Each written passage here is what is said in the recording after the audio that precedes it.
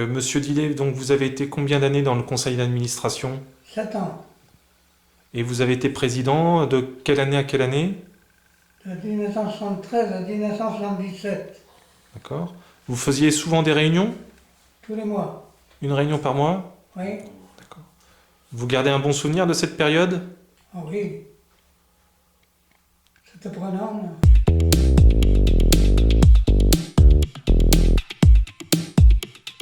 L'Assemblée générale de l'Union, on avait été à Vichy. Donc c'est un temps particulier, Monsieur Guébard, ce temps d'Assemblée générale? L'Assemblée générale, c'était important, parce que tous les administrateurs des maisons familiales se retrouvaient dans un même lieu, et le président national, à l'époque André Dufort, le directeur André Dufort, pardon, et le président M. Anquetil, à l'époque à Vichy, là, ça nous permettait de nous dynamiser et de voir l'importance des familles dans le rôle de l'éducation.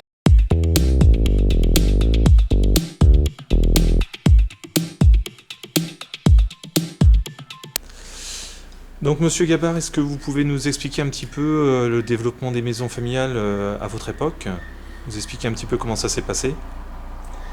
Oui, les maisons familiales se sont développées en l'espace de 5 années, 1960-1965. Donc on explique ça par la loi de modernisation de l'agriculture, une loi qui a été votée en 1960 et qui a préconisé un développement important de l'enseignement agricole, qui devait former les futurs chefs d'exploitation, mais aussi les responsables des industries agricoles. Donc, en l'espace de 5 ans, les maisons familiales des Mauges se sont créées, une vingtaine de maisons familiales. Et ceci également dans tous les départements de France. Donc, on est passé environ de 80 maisons familiales qui existaient avant 1960, dans toute la France, à plus de 500 maisons familiales à ce moment-là.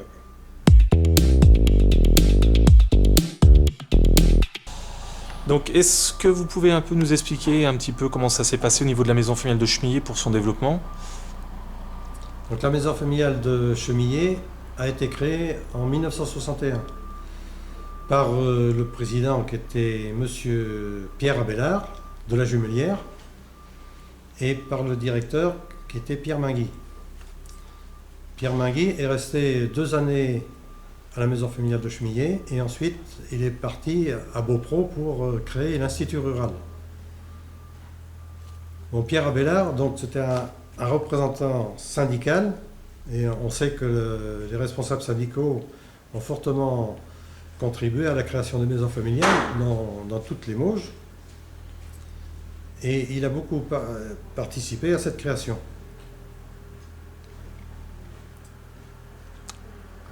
Donc au début c'était donc à la Morosière, c'est bien ça? Oui, et puis... donc la maison familiale de Chemillé a fonctionné pendant 4 ans à la Morosière et pendant sa 5e année est venue à la maison familiale de Chemillé, dans les nouveaux locaux. Il y avait combien de jeunes à cette époque-là à peu près? Les effectifs de la maison familiale tournaient autour de 80, répartis en 3 groupes.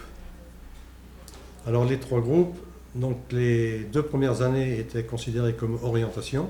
Ça correspondait un petit peu à l'enseignement général parce que la scolarité était prolongée de 14 à 16 ans. La 3e année maison familiale correspondait à la première année du BEPA et à l'Institut rural était donnée la formation de 2e année de BEPA. D'accord. Et pendant... Vous êtes resté combien de temps à la maison familiale de Chemillé? À la maison familiale de Chemillé, je suis resté 19 ans. 19 ans, et combien de présidents se sont succédés là pendant ces 19 ans? Eh bien, j'ai connu quand même 6 présidents. 6 présidents. Est-ce qu'il faut les noter? On peut les nommer, On peut-être? peut les nommer. Alors, donc M. Abélard, le premier. Ensuite, Louis Collineau de Cossé d'Anjou. Joseph Martin de la Chapelle-Rousselin. Maurice Dillet de la Jumelière. Henri Cerisier de Chanzeau. Et Gustave Nillon de Chemillé. Je suis parti de la maison familiale en 1982.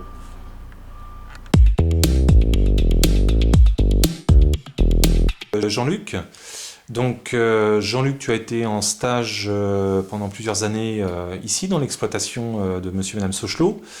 Donc vous allez peut-être pouvoir nous expliquer comment vous en êtes venu à prendre des stagiaires de maison familiale, comment ça s'est passé, est-ce que c'était une habitude pour vous, vous connaissiez déjà les maisons familiales ou pas, ou comment ça s'est passé? Vous pouvez nous expliquer un petit peu? Initialement, on n'avait pas de relation avec les maisons familiales et on n'avait pas pris de stagiaire jusqu'à l'arrivée en 1972 de quelques stagiaires, y compris Jean-Luc. Hein. C'est après que la fibre ou l'intérêt présenté par l'accueil de stagiaires s'est fait d'une façon plus importante. Alors, qu'est-ce que tu gardes toi comme souvenir de ton stage et puis qu'est-ce que ça t'a permis de voir ou qu'est-ce que tu en gardes comme souvenir? Ce que j'en garde comme souvenir, disons, c'est surtout la vie résidentielle de la maison familiale, mais aussi la vie familiale au niveau de chez les maîtres de stage. Disons que les maîtres de stage étaient très occupés, avaient des responsabilités extérieures. Le soir, ils me confiaient des enfants. C'était une formation complète. C'est une formation du matin au soir. Voilà. Donc je m'occupais des enfants, aussi autant que l'exploitation. Donc ils me faisaient confiance. Alors, au niveau des souvenirs que vous pouvez en garder, qu'est-ce que vous gardez des souvenirs d'accueil de stagiaires que vous avez eus dans l'exploitation? Je pense que le principal souvenir que moi personnellement je garde des stagiaires, c'est tout ce qui tourne autour de la formation humaine. J'espère que pour eux ça a été important. Mais pour moi, c'était important, ça a été plus important que la formation professionnelle. L'autre élément qui est important, c'est cet esprit de confiance et de convivialité dans lequel se passaient les stages. On a accueilli bon nombre de stagiaires et très rares ont été les situations où on a été déçu. Je pense que le stagiaire qui venait avait fait une démarche et que la relation avec ses parents était... on avait une relation avec ses parents qui était une relation de confiance. 4 enfants sont passés ensuite en maison familiale. Donc ça a été un choix que vous avez fait, j'imagine, en couple à l'époque, hein, vous aviez dû en parler. Qu'est-ce qui a fait que vous avez choisi pour vos enfants ce parcours que vous avez connu finalement au travers peut-être des stages, notamment de Jean-Luc? Qu'est-ce qui a fait que vous avez choisi la maison familiale? Comme on a vu que Jean-Luc avait pas trop mal tourné, on a dit, mais après tout, c'est une bonne solution pour nos enfants, et c'est surtout une richesse en matière de formation humaine, accompagnée d'une formation professionnelle, mais l'essentiel est sans doute dans la formation humaine et dans la maturité du jeune. Alors, dans vos enfants, vous m'expliquiez tout à l'heure, il y en avait 2 qui avaient quelques difficultés à l'école, hein, puis 2 autres pas du tout. Néanmoins, pour les 4, vous avez choisi le parcours par alternance en maison familiale. Aujourd'hui, qu'est-ce qu'ils font vos enfants qui sont passés en maison familiale? Ils en sont où? Il y en a une d'aînée est responsable de collectivité, gestionnaire, sur Chemillé. Les deux garçons ont repris la ferme, hein, avec l'entreprise, oui. Et notre autre fille, elle est agricultrice dans le Tarn-et-Garonne. Donc, vous avez commencé par les stagiaires, vos enfants maison familiale, mais j'ai oublié de préciser quelque chose. Il me semble que vous êtes passé aussi du côté du conseil d'administration, entre la période où vous avez eu des stagiaires et au moment où vous avez inscrit vos jeunes en maison familiale. Comment ça s'est passé? Et puis, expliquez-nous un petit peu votre parcours d'administrateur au sein des maisons familiales. Parce que je crois que vous avez été dans plusieurs maisons familiales au bout du compte. Alors, on commence peut-être par Madame Sauchelot. Ouais, ayant des stagiaires de maison familiale de Jalais, entre autres, des filles, donc on nous a demandé de faire partie du conseil d'administration et en définitive, on suivait quand même les stagiaires, leur formation. Hein.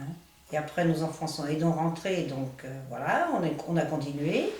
Et ensuite, au moment de la création du centre de formation de Jalais aussi, on a continué encore pendant un certain nombre d'années. Alors je crois bien qu'au total, ça doit faire 20 ans au poste de trésorière, je crois. Peut-être, oui, beaucoup. Ouais, à Jalais. À Jalais. Et puis ensuite, il y a eu d'autres... Monsieur Sauchelot, vous avez été également administrateur. Alors, pardon. Le parcours des jeunes, il ne s'arrête pas à la maison familiale, puisque après il y a l'Institut rural, à cette époque-là. Donc l'Institut rural, ils nous ont sollicité aussi pour participer. Ce qui fait que j'ai fait une douzaine d'années de responsable trésorier à l'Institut rural de la Saillerie. J'ai participé à la mutation de la Saillerie entre les Passerines et le Cèdre. J'étais président d'ailleurs de la structure propriétaire, la structure patrimoniale. Et je suis revenu en tant qu'administrateur à la maison familiale de la Saillerie par le biais des responsabilités dans un autre secteur.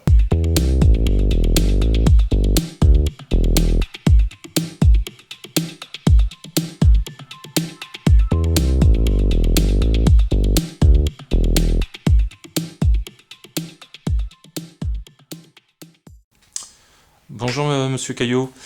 Donc vous avez été donc président pendant quelques années à la maison familiale. Comment avez-vous connu la maison familiale de Chemillé? J'ai connu la maison familiale de Chemillé par rapport à des jeunes qui y sont passés, puis par rapport à leurs parents, qu'on a discuté aussi de ce qu'ils vivaient à la maison familiale. Puis j'ai trouvé le côté intéressant aussi, le rapport entreprise-école, quoi. Motiver un jeune, moi je trouve que c'est bien, quoi. Deux parents d'élèves, vous êtes rentrés dans le conseil d'administration. Comment ça s'est passé?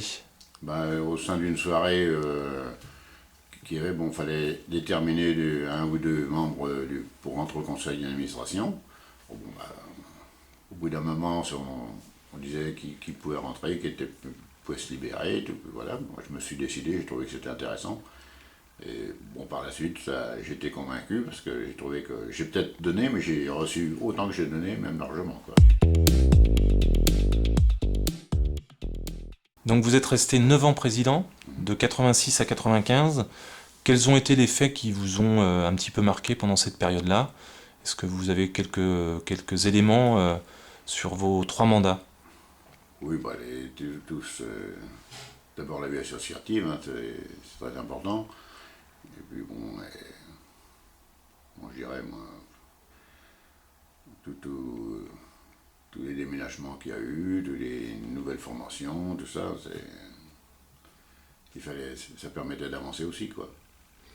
Et au niveau de la vie associative, donc il y avait des manifestations où vous faisiez un repas, oui, me semble-t-il? on a fait ça plusieurs années, là, pendant une soirée, quoi, qui était animée. Il y avait, on finissait par un petit bal, il y avait un repas, puis ça permettait aux gens aussi d'échanger entre eux, quoi.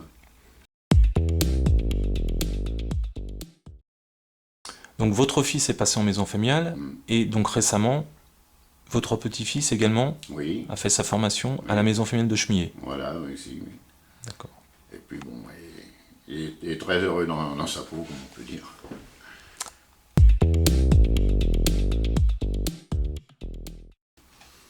Alors qu'est-ce que vous avez fait à Chemillé?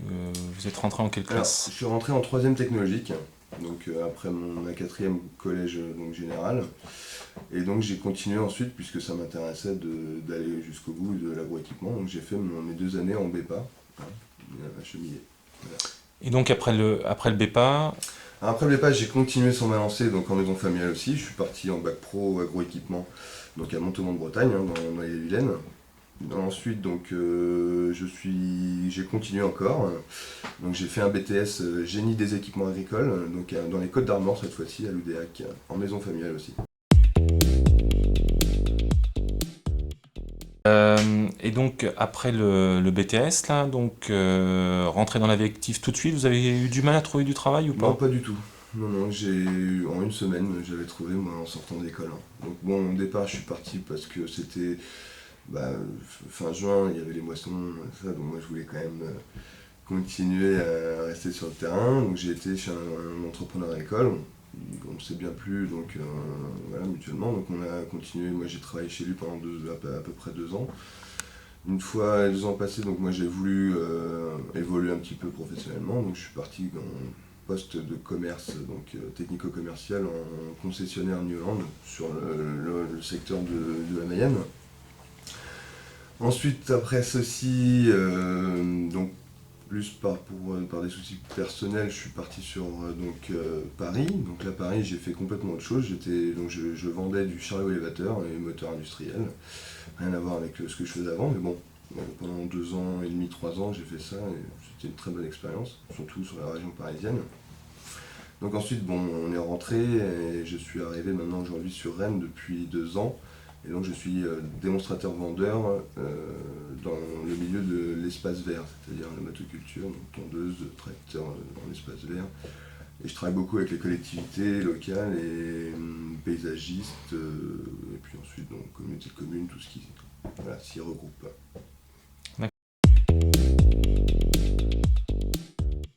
D'accord. Qu'est-ce que vous avez retenu de vos passages en maison familiale? Est-ce qu'il y a des valeurs spécifiques ou Tout à fait, ouais. Moi c'est vrai que j'ai rencontré ça aujourd'hui depuis longtemps, depuis que je suis sorti de l'école, surtout par rapport au niveau de l'alternance. La maison familiale, ça c'est ce qui m'a beaucoup apporté par rapport aux maisons familiales, c'est l'alternance. C'est-à-dire que souvent quand je suis en face d'un employeur, bon, voilà, c'est pas de l'avantardise non plus, hein, mais je pèse lourd dans la balance parce que les gens qui m'embauchent en général savent que je sais de quoi je parle et le terrain je le connais bien puisque j'ai été formé en théorie et aussi en pratique, donc voilà. Et c'est vrai que ça m'a apporté énormément, donc c'est pour ça que je disais aussi que je trouve du travail sans problème, hein, après être sorti des études. Après, bon, l'alternance, bon, après la vie associative de la maison familiale en elle-même m'a beaucoup apporté, hein, de vivre en communauté avec des camarades. Ça c'est important, ça forme aussi pour la vie future. Les différentes sorties qu'on pouvait faire, les voyages, donc je me rappelle notamment des voyages qu'on faisait à la montagne, hein, sport d'hiver, c'était des bons souvenirs.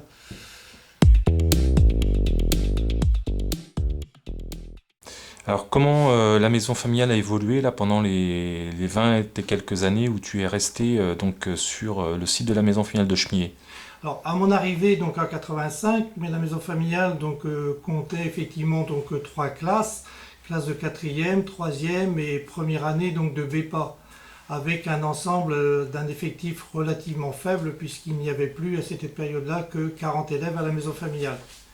Donc avec le conseil d'administration, on avait analysé un petit peu la situation et on avait constaté qu'à notre avis, effectivement, compte tenu de l'évolution de l'agriculture, que les offres de formation dans le domaine de la production agricole étaient sans doute trop importantes par rapport aux besoins et qu'il faudrait progressivement envisager d'autres formations qui correspondent à d'autres besoins qui pouvaient naître. D'autre part, en arrivant en 85, on a avec l'association, le conseil d'administration et les professionnels, on a mis en place 2 formations. Donc une première formation qui était un certificat de spécialisation en production de plantes médicinales, aromatiques et industrielles. Donc cette formation, c'était une formation adulte, qui était d'ailleurs la seule en France à cette époque-là. Cette formation, nous l'avons conduite parallèlement aux formations de jeunes à la maison familiale. Nous l'avons conduite pendant 3 ans. Ensuite, nous avons mis en place avec la Chambre d'agriculture des stages de préqualification au métier de l'agriculture et de l'horticulture. Ça s'adressait aussi là à de jeunes adultes dans le domaine de l'orientation professionnelle.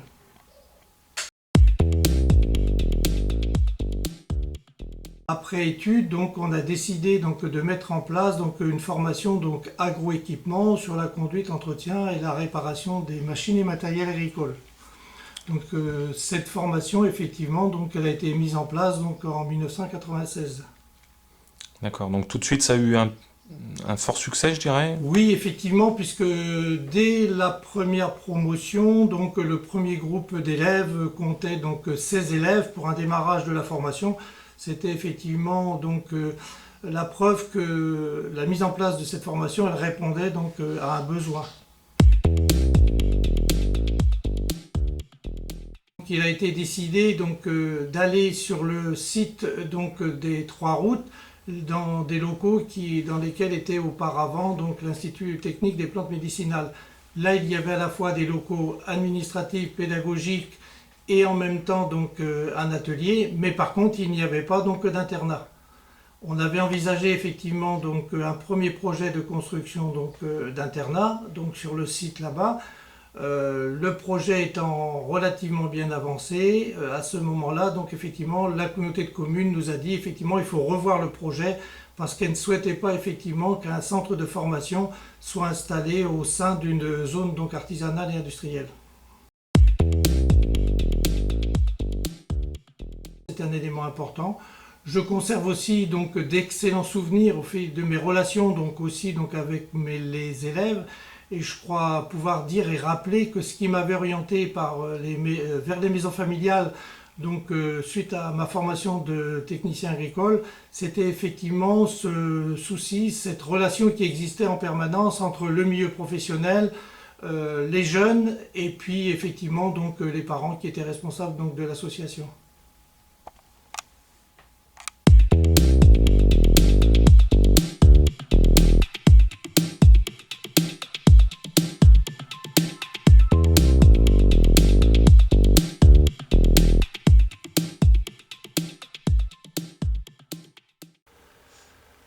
Bien, donc tu peux te présenter éventuellement, Jean-Luc Oui, madame Jean-Luc Gravelot, agriculteur à Chemillé. Donc voilà, je suis dans le CA depuis 1998. Ancien élève, ancien parent d'élève, président depuis 2005.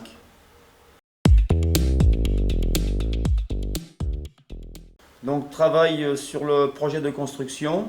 Il y a eu les verveines, la prussière et ensuite la coulevée. Il y a eu après au niveau travail la construction, l'arrivée du bac pro agroéquipement. Il y a eu les partenariats, donc que ce soit au niveau, matériel, location de matériel agricole, pour location, disons, prêt de tracteurs. La réforme de la voie professionnelle, le bac pro en 3 ans, le transfert du CAPA à Paume, donc de Vier à Chemillé, l'extension de la salle de restauration, le contrat.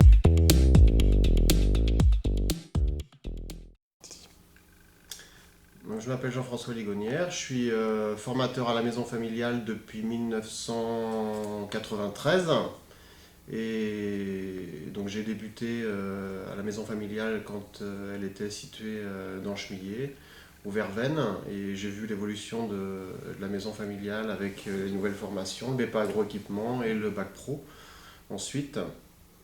Voilà ce que je retiens depuis le début de ma carrière là à Chemillé, c'est notamment le fait qu'on a initié un certain nombre de projets dans le territoire, en lien avec des partenaires, le centre social et d'autres structures qui ont permis de rendre les élèves acteurs et de développer des projets avec eux. Voilà.